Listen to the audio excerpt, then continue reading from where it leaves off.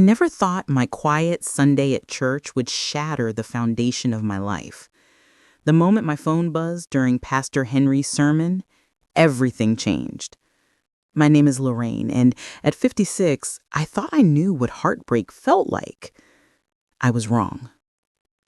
That morning was like any other. Jerome, my handsome 23-year-old son, sat beside me in his gray suit, the one that made the church ladies whisper about what a fine young man he'd become. The sunlight filtered through the stained glass windows, casting colorful patterns across the wooden pews. The choir had just finished their last note, and Pastor Henry stood at the pulpit, Bible open, ready to deliver his message on honesty and forgiveness. How painfully ironic that would become. I felt the vibration in my purse before I heard it. Normally, I never check my phone during service. That's disrespectful. But something felt different. A coldness crept up my spine as I slipped my hand into my bag, fingers trembling slightly as I touched the screen. The text message glowed up at me. "Leave quietly. Don't tell your son. I'll explain later." No name, no explanation, just those words that turned my blood to ice. I glanced at Jerome, so focused on Pastor Henry's words about truth setting us free. My son had no idea that my past was about to collide with our present. The secret I'd buried for 23 years was clawing its way to the surface, and there was nothing I could do to stop it. My heart hammered against my ribs as I clutched my phone, knuckles white. Who sent this? Was it Calvin after all these years of silence? Or someone else who knew what I'd done? Before we continue with what happened when I opened that text message, subscribe now so you don't miss any shocking revelations in our daily stories. I whispered to Jerome that I needed to step out for a moment. He nodded without looking away from the sermon. As I slid past knees and purses, murmuring apologies, my legs felt like they might give way beneath me. The walk down that center aisle felt eternal, like walking toward my own judgment day. In the church lobby, away from curious eyes, I read the message again. My hands shook so badly I nearly dropped my phone when it buzzed with a second text. "Go to the parking lot. Silver sedan. Don't argue." Every instinct screamed at me to ignore it, to run back inside and grab Jerome, to flee. But 23 years of guilt hold you in place like concrete around your feet. Leave a like if you've ever received a mysterious message that made your heart stop. I pushed through the heavy wooden doors, the morning sunshine momentarily blinding me. The parking lot stretched before me, rows of cars glinting in the light. And there it was, the silver sedan parked under the shade of the oak tree, far enough from the church that no one would notice, close enough that I couldn't pretend I hadn't seen it. With each step across the asphalt, memories flooded back. Calvin's abandonment, my weakness, the lies I'd told. The person I thought would never betray me, becoming the keeper of my darkest secret. When I reached for the door handle of that sedan, I didn't know I was opening the door to my own undoing. I didn't know that the person inside would change everything I thought I knew about loyalty and love. Comment your city below. I'm curious where you're watching this story unfold from. The back door opened with a soft click. I slid inside, the cool leather seat a stark contrast to my feverish skin. And there she sat. Valerie, my best friend of 30 years, Jerome's godmother, the one person who knew every secret I'd ever kept. "Valerie?" I whispered, confusion momentarily overtaking my fear. "What is this about? Why are you—" She cut me off, her voice tight with urgency. "He's back, Lorraine. He's back, and he knows." Those 4 words, "he's back, and he knows," hit me like physical blows. I couldn't breathe, couldn't think. Because if Calvin knew the truth about Jerome, everything I'd built would crumble. My son would learn that his entire life was founded on a lie. And I wasn't ready. Dear God, I wasn't ready. Valerie's eyes, usually warm and inviting, now held a coldness that frightened me. The Valerie I knew, the woman who held my hand through labor, who helped me raise Jerome, who kept my secrets, suddenly felt like a stranger in familiar skin. How? I managed to ask, my throat tight with fear. How does Calvin know? I don't know, she said, glancing nervously out the window. But he cornered me in the grocery store yesterday. He said he'd done one of those DNA tests. You know, the ancestry ones. His sister had done it too, and the results showed... Her voice trailed off. Calvin and I had a complicated history that began when we were barely out of high school. He was charismatic, handsome, with a smile that could melt any resistance I had. But he was also unreliable, disappearing for weeks, sometimes months at a time.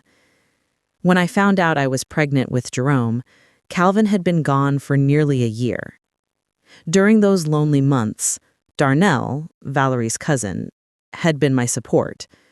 He fixed my leaking roof, drove me to work when my car broke down, and on one rain-soaked night, when the electricity went out, he held me while I cried about Calvin's abandonment. One thing led to another, and a month later, I discovered I was carrying a child. When Calvin suddenly returned, full of apologies and promises, I let him believe Jerome was his. The math barely worked, but Calvin never questioned it. And as Jerome grew, I convinced myself the lie was kinder than the truth. What exactly does he want, Valerie? I asked, dreading the answer. Her grip on my hand tightened. He wants Jerome, Lorraine. He wants to tell him everything, not just about his real father, but about all the child support he paid for a child who wasn't his. He's bitter, angry. He says he's going to expose you as a liar and a thief. The words struck me like physical blows. Yes, I'd cashed Calvin's sporadic child support checks, but there were years, many years, when I'd heard nothing from him, when I'd worked 3 jobs to keep a roof over Jerome's head and food on our table. Jerome won't believe him, I said with more confidence than I felt. Valerie's expression shifted subtly. Are you sure? Jerome has always wanted a father figure. What if Calvin offers him that? What if he convinces Jerome that you're the reason they never had a relationship? If you haven't subscribed yet, do it now before Calvin's true motives are revealed. This gets intense. My mind raced with memories of Jerome, as a little boy, asking why his daddy never came to his baseball games. As a teenager, watching his friends' fathers teach them to drive. Even now, at 23, I'd catch him studying fathers and sons in restaurants or parks with a quiet longing that broke my heart. I need to go back in there, I said, reaching for the door handle. I need to tell Jerome the truth before Calvin does. Her grip on my hand tightened. Wait, you can't just blurt this out. Let me help you. Let me talk to him first. Prepare him. Something in her tone made me pause. Valerie had always been there for us, but her interest in Jerome sometimes felt excessive. The expensive gifts on his birthdays, the college fund she'd started for him, the way she'd insert herself into decisions about his future. Why you? I asked slowly. Why should you be the one to tell my son about his father? Have you ever kept a secret to protect someone you love? Drop a yes in the comments. Her eyes darted away from mine. Because I've been part of his life from the beginning. Because he trusts me. Because I can make him understand why you did what you did. That's when a thought, terrible and unwelcome, began to form. All these years, Valerie had kept my secret. She'd been the perfect friend, the supportive godmother. But what if her motives weren't as pure as I'd believed? Valerie, I said carefully, how did Calvin know where to find me today? How did he know we'd be at church? Her silence was deafening. Did you tell him? I pressed. I was trying to protect you, she whispered, not meeting my eyes. I thought if I warned him how it would hurt Jerome, he'd back off. But I didn't believe her. Not anymore. We share stories like Lorraine's every day. Our subscribers never miss the most shocking family betrayals. You've been in contact with Calvin all along, haven't you? I said, the realization dawning like a cold sunrise. This isn't new. You've been talking to him. Valerie's face crumpled, but the tears that welled in her eyes didn't match the calculation I now saw beneath them. It wasn't like that, Lorraine. He reached out to me a few months ago. He'd seen Jerome's graduation photos on social media, and he had questions. Questions? I repeated, anger rising in my chest. What kind of questions gives you the right to go behind my back to the man who abandoned his responsibilities? He didn't abandon them, Valerie snapped, then immediately looked regretful. I mean, he thought he was doing the right thing. He said you pushed him away, that you wouldn't let him be part of Jerome's life. The car suddenly felt too small, the air too thin. That's a lie, I said, though memories flickered uncomfortably. Times I'd turned Calvin away because he'd shown up drunk, or because he'd broken too many promises to Jerome already. And even if it weren't, that doesn't explain why you've been secretly communicating with him. Before I tell you what Valerie said next, make sure you're subscribed so you don't miss tomorrow's story about a mother who discovered her children plotting against her. Valerie's expression hardened. Jerome deserves to know his real father, Lorraine, not the lie you've been feeding him, not Calvin, who was never his father, but Darnell. Darnell died 5 years ago, I said, pain lancing through me at the memory of the car accident that had taken him. What good does it do Jerome to know now? Darnell has family, sisters, nephews, cousins, blood relatives Jerome has a right to know. Her voice softened, became persuasive. Think about it, Lorraine. Jerome could have an entire family he's never met, and they would welcome him. Darnell always wanted to acknowledge him. Then why didn't he? I challenged. Her smile turned bitter. Because you begged him not to. You said it would ruin your chance to reconcile with Calvin. The truth of her words burned. I had asked Darnell to stay away, to keep our secret. I believed I was protecting Jerome from confusion, from the stigma of being born from an affair. But had I really been protecting myself? Why now, Valerie? Why, after all these years, are you suddenly concerned about Jerome's right to know? Her eyes flicked away, and in that moment, I saw through her completely. Oh my God, I whispered. You're in love with Calvin. Who do you think is the bigger betrayer, Calvin or Valerie? Tell me in the comments. The look on her face confirmed it. Not guilt, not shame, but defiance. He needed someone after you pushed him away. Someone who understood him, who didn't judge him. The betrayal cut deep, deeper than I'd imagined possible. My best friend and my ex, the two people I'd trusted with different parts of my broken heart, had found comfort in each other, while I'd raised Jerome alone. How long? My voice sounded distant to my own ears. It doesn't matter, Lorraine. How long? I repeated, each word sharp as glass. She sighed. On and off since Jerome was about 2, but it got serious after Darnell died. Calvin was there for me. We connected. The pieces clicked into place with sickening clarity. Valerie hadn't just kept my secret. She'd weaponized it. She'd waited for the perfect moment, and now she was using it to remove me from the equation entirely. You don't want to help me, tell Jerome. You want to replace me. You and Calvin want to be his parents. Let us know which state you're watching from. Our community spans the entire country. She didn't deny it. Her silence was confirmation enough. He's my son, I said, my voice rising. My son! I raised him. I was there for every fever, every nightmare, every school play and graduation. Where were you and Calvin when I was working 3 jobs to keep him fed? Where were you during the nights I cried myself to sleep, wondering how I'd pay the electric bill? We can give him what you couldn't, Valerie said, her voice gentle, but her words cruel. A family? A father? The truth? I reached for the door handle, desperate to escape the suffocating betrayal. The truth? I laughed bitterly. The truth is that you and Calvin are selfish. You've never cared about Jerome, only what he represents. A chance for Calvin to feel like a man again, a chance for you to play house with someone else's child. Anger flashed across her face, quickly masked. You can't stop this, Lorraine. Calvin is inside that church right now. He's going to tell Jerome everything. The only question is whether you'll be there to face the consequences of your lies. I nearly fell getting out of the car, my knees weak with panic. The church loomed before me, no longer a sanctuary but a battleground where my deepest shame would be exposed. I ran across the parking lot, my heels clicking frantically against the asphalt, prayer after desperate prayer tumbling through my mind.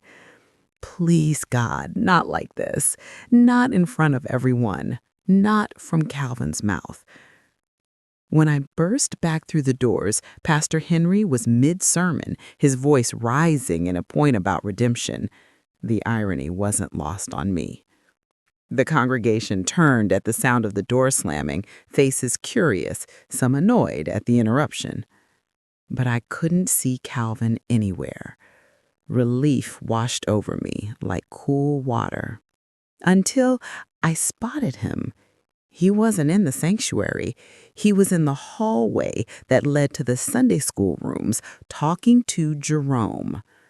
My son's back was to me, but Calvin's face was clear, intense, leaning in close, his hand on Jerome's shoulder in a gesture that seemed both intimate and possessive. Jerome, I called out, hurrying toward them, not caring about the stares or the whispers that followed me. Both men turned. Jerome's expression was confused, wary. Calvin's was triumphant. Mama? What's going on? This man says he's lying, I cut in, reaching for my son's arm. Whatever he told you, it's not true. Calvin's laugh was low, cruel. You haven't changed a bit, Lorraine. Still thinking you can control everything with your lies. Who is he? Jerome demanded, looking between us. He says he's my father, but that can't be right. My father left when I was 5. I barely remember him. The pain in his voice, the abandonment he'd felt all these years, made my heart crack. I told Jerome that his father had chosen to leave, that he hadn't wanted the responsibility of a family. It was easier than explaining the complex truth. Subscribe now so you're prepared if a family secret ever threatens to destroy your relationships like Lorraine's. Let's talk about this privately, I pleaded, tugging Jerome toward the exit. Not here, not now. But Calvin wasn't having it. Running away again, Lorraine. That's your answer for everything, isn't it? You don't know anything about me, I hissed, aware that people were beginning to gather in the hallway, drawn by our raised voices. You know, Calvin said, deliberately loud enough for others to hear. I know you lied to me for years. I know you took my money to raise a child that wasn't mine. The words hung in the air like poison gas, seeping into every corner of the hallway, infecting everyone who heard them. Jerome's face drained of color, his eyes widening in shock. "What is he talking about, Mama?" he whispered. Before I could answer, Valerie appeared behind us, her timing too perfect to be coincidental. "Jerome, honey, maybe we should go somewhere quiet to discuss this." Jerome looked at her with relief. His godmother, his rock, the woman who'd been there through every milestone of his life. He didn't see the trap closing around him. "Yes, let's all have a family chat," Calvin said with mock pleasantness. "Lorraine can explain why she let me believe Jerome was my son when she knew all along he was Darmel's." The name hit Jerome like a physical blow. Darnell, he repeated. Uncle Darnell, Aunt Valerie's cousin? He wasn't your uncle. He was your father. Jerome turned to me, his eyes pleading for denial. But I couldn't lie anymore. Not to those eyes that were so much like Darnell's, kind, questioning, trusting. Jerome, I began, reaching for him. But he stepped back. Is it true? He asked, his voice breaking. The church hallway had filled with onlookers, church members, Sunday school teachers, teenagers from the youth group. Pastor Henry pushed through the crowd, concern etched on his face. What's happening here? He asked. This is God's house. Let's remember where we are. Ask her, Calvin said, pointing at me. Ask her about living a lie in God's house every Sunday. Ask her about teaching her son to honor his father when she couldn't even tell him who his real father was. Jerome's eyes never left my face. Mama, please, he begged. Tell me he's lying.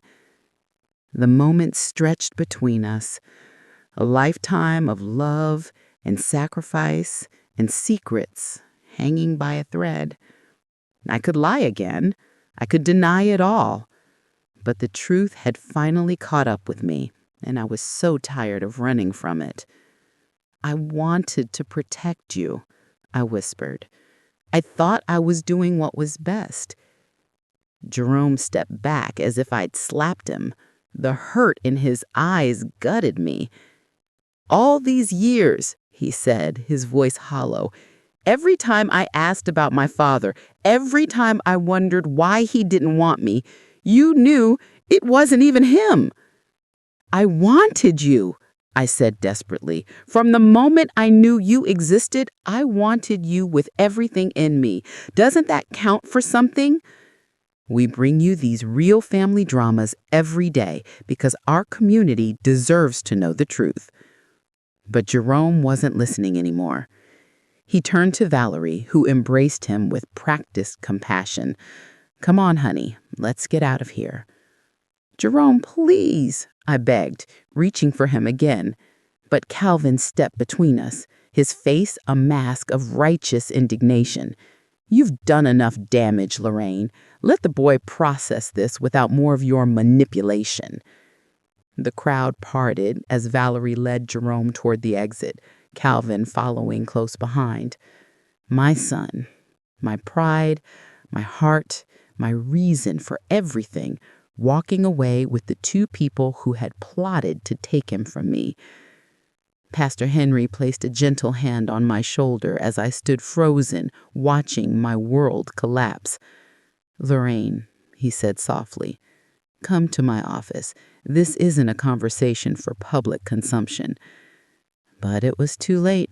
The damage was done. The whispers had already started, spreading through the congregation like wildfire. 23 years of respect and community standing evaporated in an instant, replaced by judgment and pity, the two things I'd fought all my life to avoid. As Pastor Henry guided me away from the staring eyes and buzzing conversations, a terrible thought seized me. What if this was exactly what Valerie and Calvin had planned all along? Not just to tell Jerome the truth, but to destroy the life I'd built, to leave me with nothing so they could step in and replace me completely? I couldn't let that happen. I wouldn't. The days after the church confrontation blurred together in a haze of unanswered calls and tearful voicemails. Jerome wouldn't speak to me. He'd taken some clothes from his room when I was meeting with Pastor Henry, and according to the text he finally sent, he was staying with friends. I knew those friends were Valerie and Calvin. Jerome, please, I begged into his voicemail for the 20th time. I know I was wrong to keep the truth from you, but there's so much more to the story. Things you need to understand about why I made the choices I did.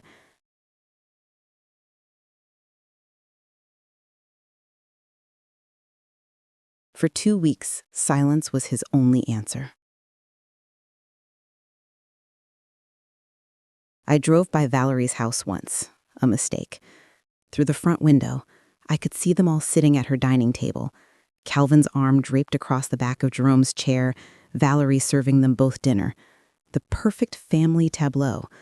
The knife that twisted in my heart at that sight was almost unbearable. I lost weight, couldn't sleep, took time off work because I couldn't focus. The church community, which had been my support system for decades, split in their reactions. Some avoided me completely. Others called with awkward attempts at comfort that felt more like judgment wrapped in Bible verses. But one person surprised me. Mrs. Grayson, a widow in her 70s, who had witnessed everything that Sunday. She appeared at my door on a rainy Thursday afternoon with a casserole and determination in her eyes. "Lorraine," she said firmly as she placed the dish on my counter, "I want you to know something. I raised 3 children by myself after my Frank died. I know what it is to do whatever it takes to protect your babies."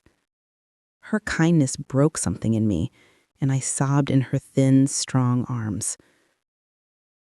"What Calvin and Valerie did was cruel," she continued, patting my back. "Regardless of your mistakes, they chose the most harmful way possible to expose them.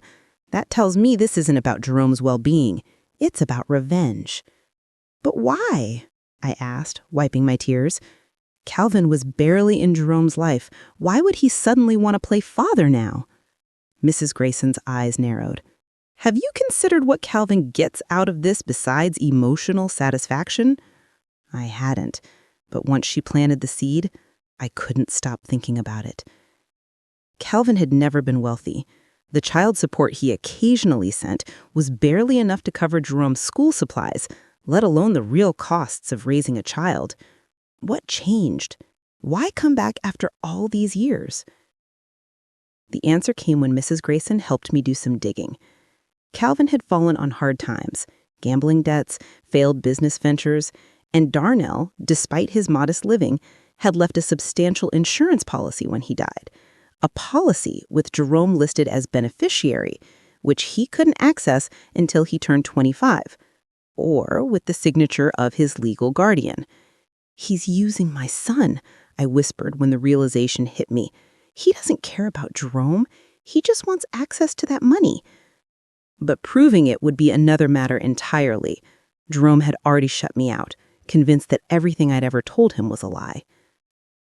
3 weeks after the church incident, my phone rang at 2:17 a.m. Jerome's name flashed on the screen, and I scrambled to answer. "Jerome, baby, are you okay?" His voice sounded hollow, drained. "I need to ask you something, and I need you to tell me the truth.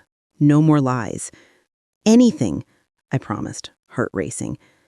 "Did you know about Darnell's insurance policy? Is that why you kept me away from him?" The accusation stung. "No, Jerome. I didn't even know about the policy until after Darnell died. His sister told me at the funeral. By then, you were 18. I could have told you then, but I was afraid of exactly what's happening now, that you'd hate me for keeping the truth from you." Silence stretched between us, tense with unspoken questions. "Calvin and Valerie say different." "Of course they do," I replied, trying not to let the bitterness from my voice. "They've been planning this for a long time, Jerome. They want you to believe the worst of me." "Why should I believe you now?" The pain in his voice cut me to the core.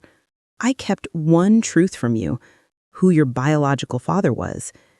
Everything else I've ever told you was real. My love for you was real, is real. Jerome is about to make a decision that will change everything. Subscribe now so you don't miss it." Another long pause, then, "I want to hear your side, all of it, but not over the phone." Hope flickered in my chest. "When? Where?" "Tomorrow. The coffee shop near campus. 2:00. His voice hardened. "And come alone. If I see Calvin or Valerie there, I'm walking out." "I wouldn't dream of bringing them," I said, confused why he would think I would. "Not you. Them. They've been following me, trying to make sure I don't talk to you without them present. They say you'll manipulate me. The control they were exerting over my son made my blood boil. Jerome, does that sound like people who have your best interests at heart? He didn't answer directly. 2:00. Don't be late.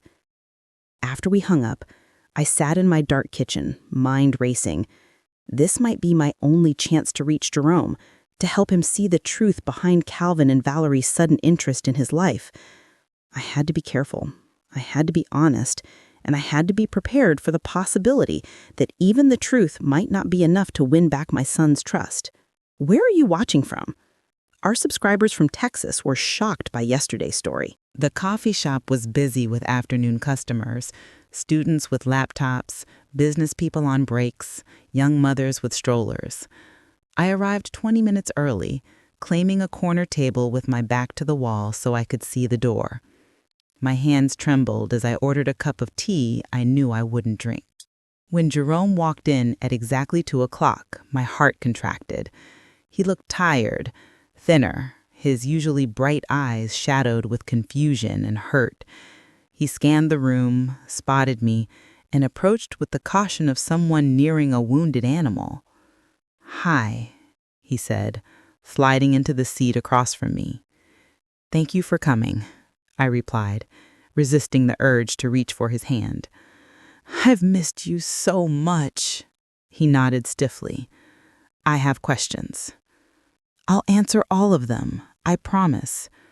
Jerome pulled out a notebook, and I realized he'd been researching, collecting information, preparing for this meeting like it was an interview rather than a conversation with his mother. It hurt, but I understood. "Why did you lie about Calvin being my father?" he asked, direct and sharp. I took a deep breath. "When I found out I was pregnant with you, Calvin had been gone for nearly a year. No calls, no letters, nothing. I didn't know if he was ever coming back. Darnell, your biological father, was kind to me during that time. We grew close and—" I paused, choosing my words carefully. When Calvin suddenly returned, full of apologies, I was confused, scared. A single mother in our community having a child out of wedlock with 2 different men, the judgment would have been brutal. "So you lied to protect yourself," Jerome said. Flatly. "Partly," I admitted, "but also to protect you, to give you stability, a father who was at least sometimes present. Darnell agreed it was best. He loved you from a distance, Jerome. Every birthday gift from Valerie, most of those came from him." His expression shifted slightly. "Why didn't he ever tell me? He was in my life as my uncle until he died." I asked him not to, and he respected my wishes because he thought it would be less confusing for you. Maybe we were both wrong. Maybe you deserved to know from the beginning. I see that now. Jerome consulted his notebook. "Calvin says you took child support from him for years, knowing I wasn't his. Calvin sent maybe 5 child support checks in your entire life. And those were only after court orders that he fought tooth and nail. Most of the time he was between jobs or dealing with financial setbacks. I worked multiple jobs to support us, Jerome. Ask anyone who knew us back then." His expression softened almost imperceptibly. Mrs. Grayson said something similar.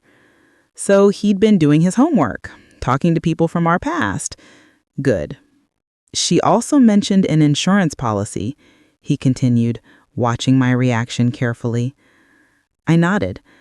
"Darnell had an insurance policy worth about $200,000. He named you as the beneficiary, but it's in a trust until you turn 25. Did Calvin or Valerie mention that to you?" Jerome's eyes narrowed. "No. They said there was money, but not the details or that I couldn't access it yet." "They can't access it either," I explained, "without my signature as your legal guardian, even though you're an adult now. That's how Darnell set it up, to protect you." Jerome sat back, processing this new information. "So you're saying Calvin only came back because he wants my money?" I believe that's part of it, I said carefully. But there's something else you should know. Something about Valerie. Jerome's jaw tightened. She's been good to me these past weeks. She's the only one who seemed to understand how betrayed I felt. The irony nearly made me laugh. Jerome, Valerie and Calvin have been involved on and off since you were a toddler. They've been seriously together since after Darnell died. His eyes widened. That's not true. They barely know each other. They've hidden it well, I agreed. But they've been in contact all these years. Calvin was at Valerie's sister's wedding 10 years ago. There are photos. They've taken trips together.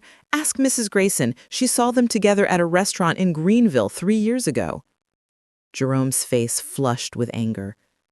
You're just trying to turn me against them because they told me the truth. They told you part of the truth, I corrected gently.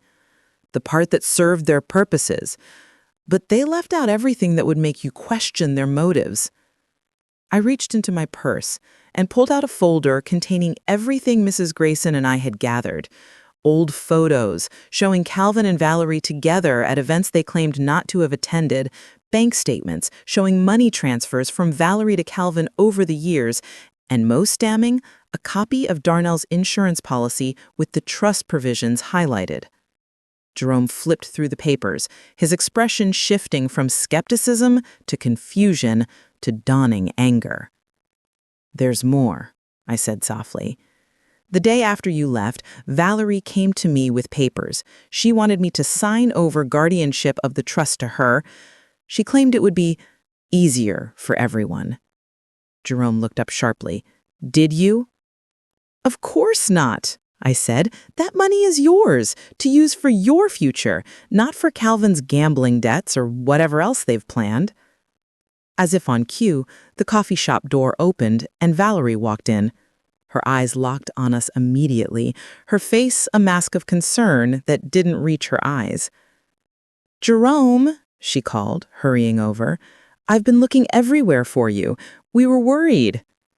Jerome stiffened. I told you I needed some time alone. Valerie's gaze flickered to the papers spread between us, and her expression hardened momentarily before smoothing into practiced sympathy. I see you're talking to your mother. That's good. Communication is important. She pulled out a chair uninvited and sat down. What are you discussing? We're discussing why you lied about your relationship with Calvin and about Darnell's insurance policy. Valerie's smile faltered. Jerome, honey, your mother is desperate. She'll say anything to... Stop. Just stop. I've seen the evidence. Photos of you and Calvin together years ago, money transfers, everything. Valerie's demeanor changed instantly, the mask of maternal concern falling away. You don't understand, she said, her voice hardening. Calvin and I loved each other first before you were ever born. Lorraine knew that. She took him from me, trapped him with a pregnancy that wasn't even his. I gasped. That's not true. Calvin left me, Valerie. He left both of us. Are you really so blinded by your feelings for him that you've rewritten history? Jerome stood abruptly. I need some air. He gathered the papers, shoving them into his backpack.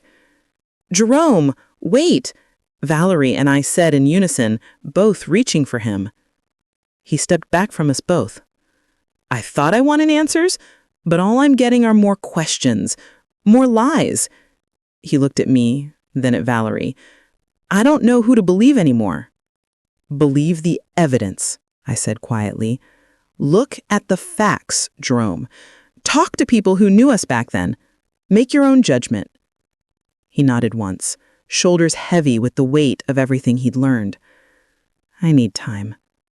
As he walked out, Valerie turned to me, her face twisted with fury. You've ruined everything, she hissed. You couldn't just let him go, could you? Couldn't let him have the father you denied him all these years? Calvin isn't his father, I reminded her, and neither of you care about Jerome. You only care about what he represents, money and revenge. Valerie laughed bitterly. You think you know everything, don't you? But you don't know what Calvin and I have planned. This isn't over, Lorraine. Not by a long shot. She stormed out, leaving me alone with my cold tea and the terrifying question, what else could they possibly have in store for my son? Our subscriber family predicted this twist yesterday. Join them so you're never left guessing. 3 days passed without a word from Jerome. No calls, no texts, nothing.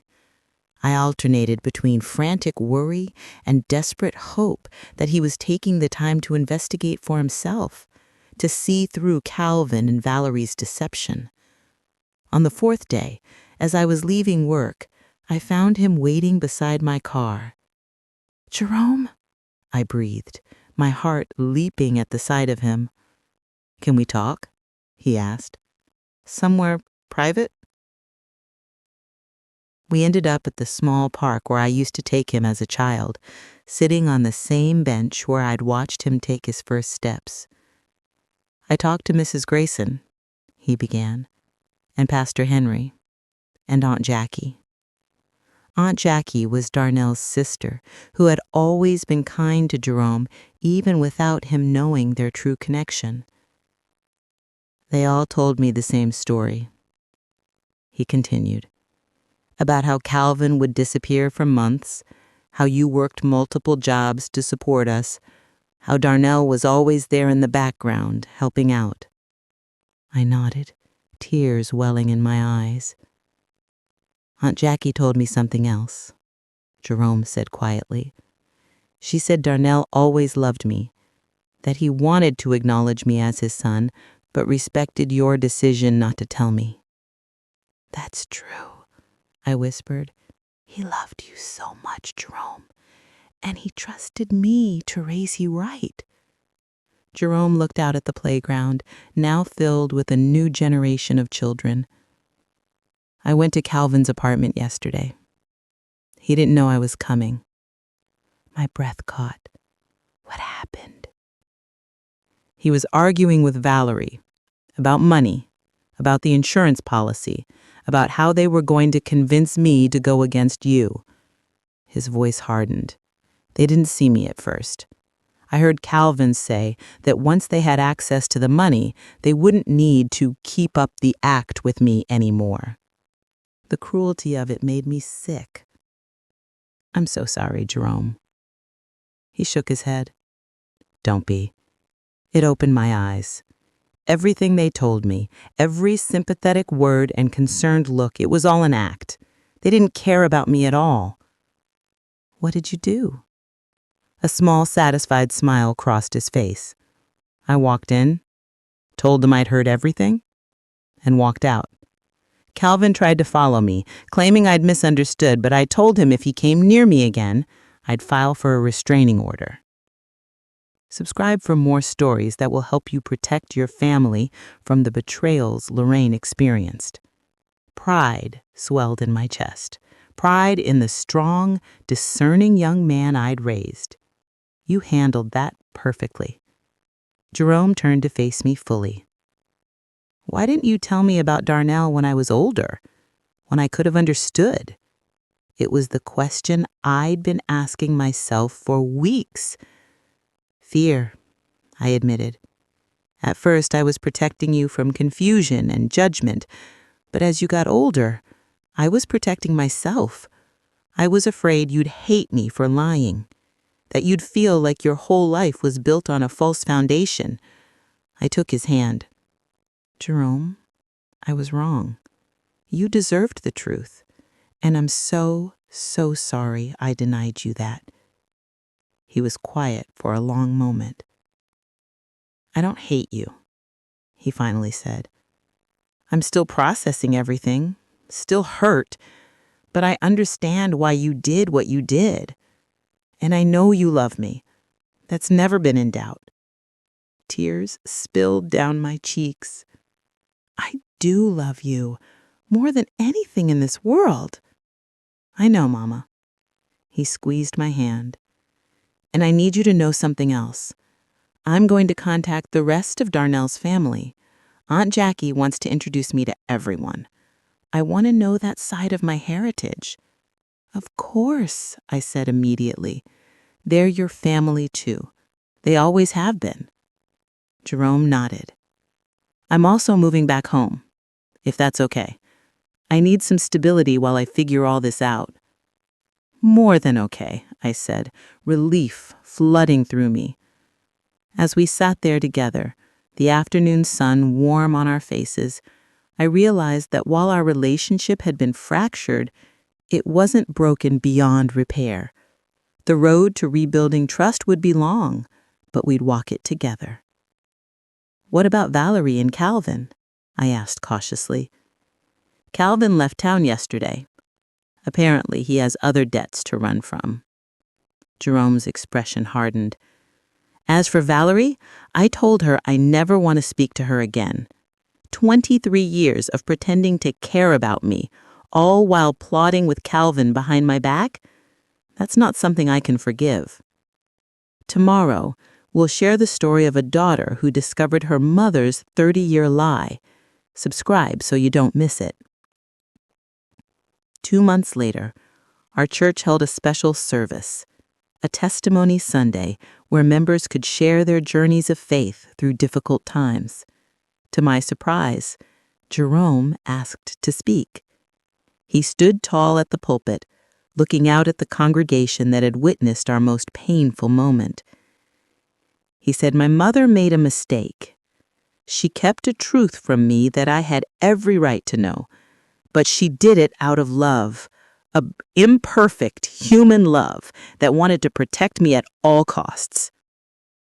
Murmurs rippled through the church. "The Bible tells us that the truth will set you free. And that's right, but it doesn't say the truth won't hurt. It doesn't say the journey to freedom will be easy." He looked directly at me, his eyes full of forgiveness. "What I've learned is that family isn't just about blood. It's about who stands by you, who sacrifices for you, who puts your needs above their own. By that definition, my mother is the only true parent I've ever had." Pastor Henry ended the service with a prayer about forgiveness and new beginnings. As we stood to leave, church members approached us, some with apologies for their judgment, others with words of support and admiration for Jerome's maturity. Mrs. Grayson hummed me fiercely. "You raised a fine young man, Lorraine. A fine young man indeed." Later that night, Jerome and I sat on our porch swing, the same one where I'd rocked him to sleep as a colicky baby, where I'd comforted him after childhood disappointments, where we'd celebrated his college acceptance letter. "I have something for you," I said, handing him a small box. Inside was a watch, Darnell's watch, that his sister had given me after the funeral. "He'd want you to have this," I told Jerome. "It was his father's, and now it's yours." He fastened it around his wrist, his eyes bright with unshed tears. "Thank you," he whispered. As we rocked gently in the evening breeze, I reflected on the painful journey we'd traveled. The secret I'd kept had nearly destroyed us both, but the truth, painful as it was, had ultimately strengthened the bond between us, not because it was easy, but because we'd chosen to face it together. What would you have done in Lorraine's position? Tell us in the comments below.